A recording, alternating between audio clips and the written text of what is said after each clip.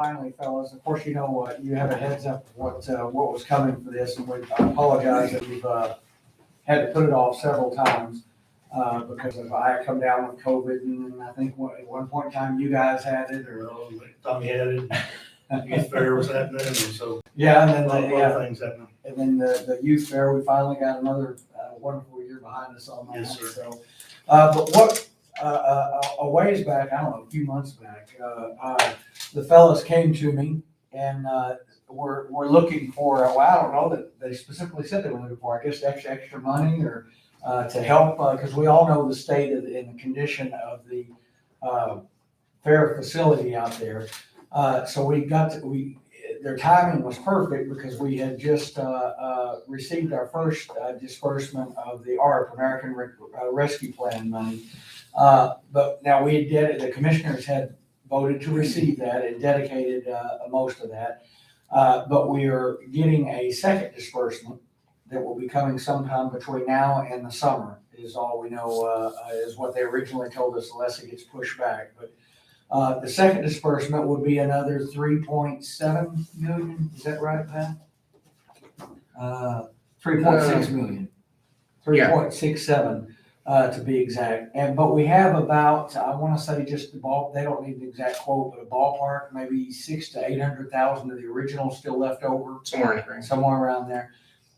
So what they were looking for is money to help with just a few minor projects that they were having around the fairgrounds. And then we got to looking at it, and I thought that it would be a fantastic use of the second disbursement of the ARP funds. However, I wanted to take some time and step back and make sure that was a project. I felt confident that was a project that we could use that money on, and because the passage of ARP said time and time again that they wanted it to be used in your various communities and for reinvestment and things. It had a list. This one is not like our first COVID disbursement where it was very broad as to what we could use it for. The ARP money is very specific, and it's being run by the Treasury Department. U.S. Treasury. U.S. Treasury. One of the purposes that you can use the money for is for capital expenditures, capital projects, particularly if it's step in here and help me out, Pat, if I don't want to speak out of turn. They specifically said if it has to do with reinvestment, with capital reinvestment in your local community. And if it will also help with COVID mitigation, that is even all the greater. And as these guys will explain here in a little while, that fits that bill perfectly. Now, I want to state without any hesitation, guys, both of you sitting up front, that all I can do is recommend as the budget officer. What actually the commissioners court, and I don't dare to speak for them, what they choose to do with the money is entirely up to them. But I think this will be a fantastic use of that. And it's going to be my office's official recommendation that we use all or at least some of it for this purpose. And rather than me ramble on, I'm going to pass it off to Brian and let him tell you about, or let them both tell you about the needs that they have out there and what they would like to, if the commissioners do decide to use the money for that project, then what they would like to use it for. And renovations, it'd be nice if we had enough money just to knock everything down and start again, but that's unfeasible. We wouldn't have enough money to do that. So let me turn this off. And then I'll let you explain to them Sure. what some of the bigger ticket items are. And Yes, sir. First of all, thank you for hanging out with us. We've met numerous times, and as the judge was saying earlier, when we first came and visited with him, we call high school football together. So I kind of know him on the personal side, and we come and asked really for was to help with some writing some grants. Wasn't even aware there was money available through the county and through the ARP program to do that. So we appreciate you listening and helping us with this, first of all. And hopefully the commissioners, when we get down to that point, will also see our way and help us with our facilities. So the background on this is this facility was built way back in the late 50s, early 60s. And if you talk to some of the older guys, and I know Commissioner Worley is probably tell you more about it than I can, but just listening to Jimmy Dean, which is one of our longest members out there. He's been there since when he was 16 and showed in those barns then. The facility has got to the point now where it's kind of dilapidated. We've got some safety issues, some sanitary issues, trying to get it updated, for our ADA, special needs type people. So that's kind of where we want to go with it. Also, at the same time, we want to offer it up to the county as an emergency management type center where they can use it if they need it as an alternate position to stage. One of the things that came up from one of the lives of one of our board members was, where do we put livestock if we ever have a disaster that we can't, that somebody needs to relocate them? Well, I think the rodeo arena would be a perfect reason, a perfect place to put that. Also, pets that have been lost or displaced, we're able to house those guys and girls, that's funny, house those pets in our facilities with our pen systems and stuff like that. So there's a lot more than we can do just to have the youth fair or just a rodeo. We want to offer that to our communities. And not only that, we get a lot of funds and revenue coming into our association from the businesses within this county and outside the county also. It would be nice for us to be able to give back to those individuals some way, somehow. The renovation of these projects that we're trying to do at the arena and to the youth fair barns, I just believe that we can bring more events into this community, and therefore the tax revenues for those cities, not only Brownwood and Early, but also Baines and Zephyr and all those communities, it would help them out tremendously. So that's kind of why we're here, and again, I appreciate y'all doing that. Tommy Daughtery, which is our new rodeo chair, he's the guy that has put together 95% of this stuff that you're looking at on the renovation plan. It's got prices on there and stuff like that. And don't get me wrong, we're not asking for everything. We're just giving you a list of things that we think we need. We appreciate anything that we get. Maybe a couple of dollars. I think I told Gary the other day at one of the meetings that if we get $2 for anything, I'm appreciative of it because we need it. So I'll let Tommy go over the plan and the phases and what we're doing there, and he can probably answer more of those questions than I can as far as cost and stuff like that. Thank you. Back when I got appointed as the chairman of the rodeo, went over there and looked at the arena and really seen some of the issues that need to be fixed. There's a lot of complaints last year, like about the bathrooms. I don't know if anybody went to the bathrooms at the rodeo arena, but they're pretty horrific. I've talked with Walter Construction. They gave us a bid on some of the renovation of some of the facilities. If you go down to page 4, phase 1, this is some of the funds that we're asking for phase 1. We need to redo the announcer stand for several reasons. One is it's rusted, some of the pipe structures rusted underneath. It's susceptible to rain and dust, which now when the announcers come in, they don't have the old style bullhorn and one speaker. They have a lot of high dollar equipment that we really need to help them protect. So we need to do that. Concession stands, repair and extension of the pin areas, painting the pin stands and chutes. All that comes to a total of phase 1 of $407,000 and some change.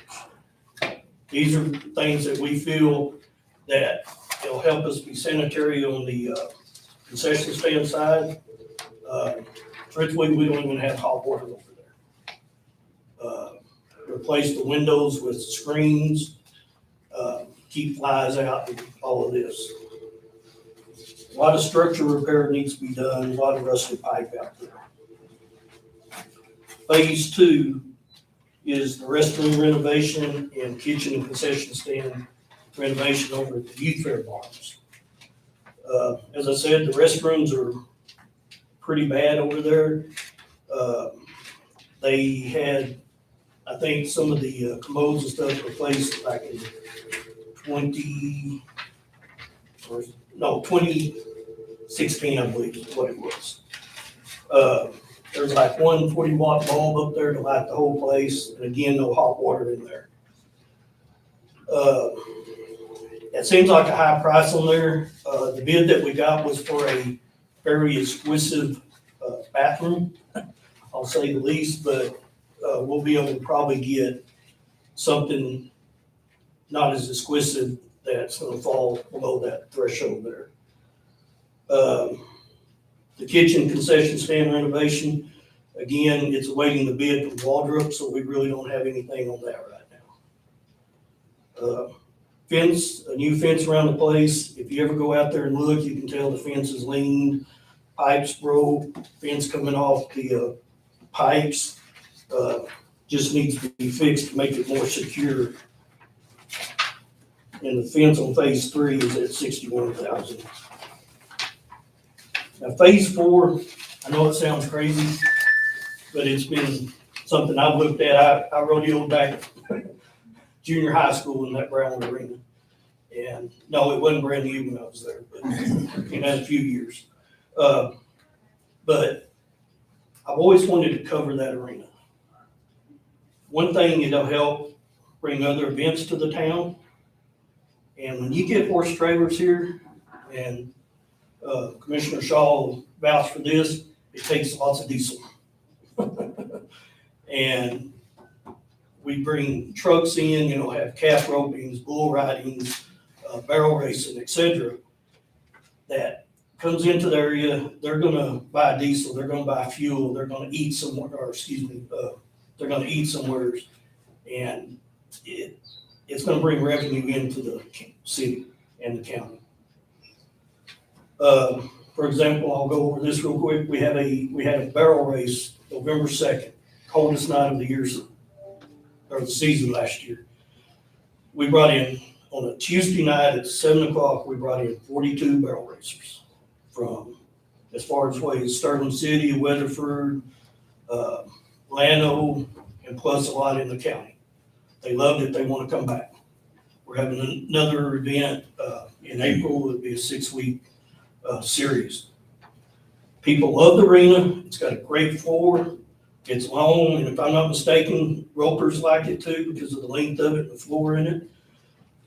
It's a great arena. It's one of the biggest in Texas. If we could get it covered, there's lots of things that we can bring in to help, again, bring revenue into the city and the county. The grand total, I know it looks crazy, but it's $4,150,000 and some change. If we don't get it covered, it's about $651,000, plus waiting on the youth fair barn bid for the kitchen and the concessions. Does anybody have any questions on any of the phases and these will fluctuate, hopefully down. I did add a certain percentage to some of the original bids because it was back in October when we got them. And we all know that lumber and metal are going like this. So, And one of the stipulations that I would like to recommend, of course, how they advertise the bid if the commissioners decide to go this route. And again, we haven't even presented it to them yet. I haven't discussed it with a single one of them. I haven't. But what will happen from here is we'll probably prepare or post with the commissioners, a workshop agenda, which is kind of an informal meeting where these guys can come in and get into a little bit more detail of exactly what they would like to do with it, with the funding and what phase. I think one of the key attributes to the program is is that we try and spend as much money locally as we can, meaning that just buy as much steel locally, hire as much labor as we possibly can locally. And for the various contractors, there's different phases that some of them will be simultaneous, one won't begin until the other one ends, the previous one. But I would like to see as much labor as humanly possible come from the Brown County area. Now, I understand there's gonna be some technical jobs that you're just gonna have to bring someone in, or the contractor, whoever wins the bid, would have to bring someone in. And of course, this is nothing that would happen overnight. It's a bit, for anything over $50,000, as you know, as you guys, I'm talking to you guys in the media, y'all know full well, it has to go out for a commercial bid. Now, that's nothing too difficult. It's just a step that we have to go through. Goodness, I'm super excited about it. The money was designed to be reinvested in your local community. What better way could we do with this? I mean, plus it would be even putting a top on even covering the arena, it would still be what's considered an open air facility, which would help with our COVID mitigation. Means that we could, it just checks that box as well, is what I'm trying to say. I think it'd be a fantastic use of the funds, whether or not, like I said, it's the commissioners would have to consider it and then approve it. But I'm excited about it. I'm sorry that it's taken us so long to get it to where we could actually sit down with you. Like I said, we had suffered a few setbacks with people being ill and timing and all. But any questions that you have regarding any of the details, I'm sure if you walk out of here, which you probably will, and think of one on the way home, I'm sure these guys wouldn't mind if you call them and ask them. So the next step would be, the next time the commissioners meet, I will ask them if they would like to bring you fellas in for a workshop. And that'll be scheduled, and that's where we don't have people sitting in the audience, waiting on it. And it gives you it's a more relaxed environment, and they can ask questions and give and you give explanations in detail. What do y'all think? I have one caveat, one alibi, excuse me, Judge. It's all right. On the grand total, that's supposed to be $832,996. I was reading off an old slide, I apologize. And Y'all's is right, I just put it out wrong. And ultimately, what I would love to do is, I would love to see us also to blacktop the parking lot, but there just may not be enough money left over. And let me reiterate, fellas, when you report this, when you write the story, the commissioners and I had an option when ARP money, we had to apply for it, and we found out how much we qualified for. We could either accept it, or if we chose not to accept it, they were going to take our 7.6 million somewhere. And if we 7.3 million. If we didn't use it, they were going to take it and they were going to disperse it. It wasn't going to go to waste. So the position that we were in was we might as well, if we don't accept it and use it for our local economy, then it's going to go somewhere else and help another local economy. So it was that was what we faced. And I think it's also important to know that it did not come from local tax revenues. This has all come from a federal grant. And to be honest, I don't believe, from what research I've been able to do, I don't see where it came out of income tax revenues or anything like that. I think they just printed this money, to be honest, which ultimately, we hit us later in inflation, but it's not like it came out of anybody's state and local tax. It didn't come out of our local coffers. And I just want to stress that because,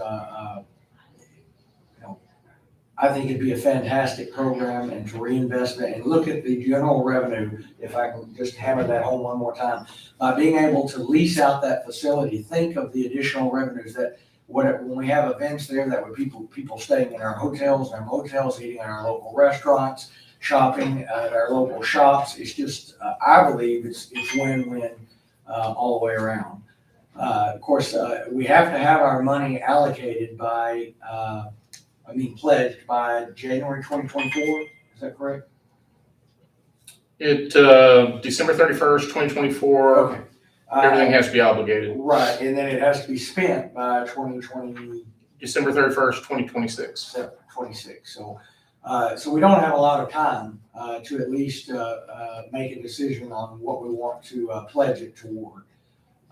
Yeah, in conversations with U.S. Treasury concerning capital improvements and investments, their thing is that they prefer to see the money go into renovation of existing facilities, number one, and that the investment would show a multi-year return to the community, that it's not a flash in the pan, that it's something that the county puts their money into, and then we can see the benefits for the county over many, many years.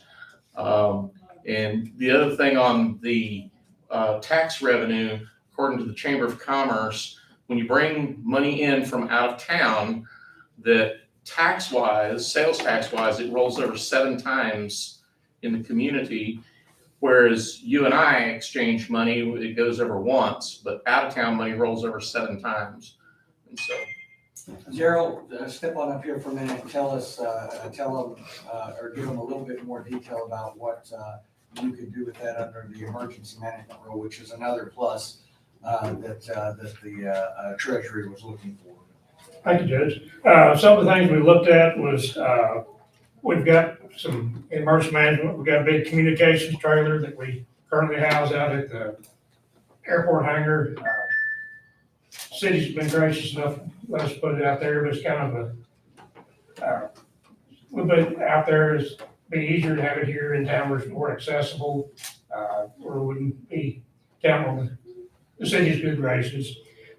Also,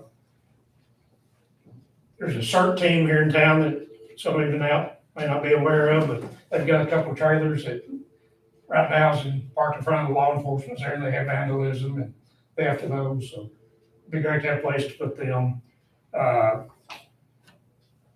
We, through TDM, Texas Department of Emergency Management, and FEMA, when we have a disaster, we can get water and food and commodities from them to hand out to the community.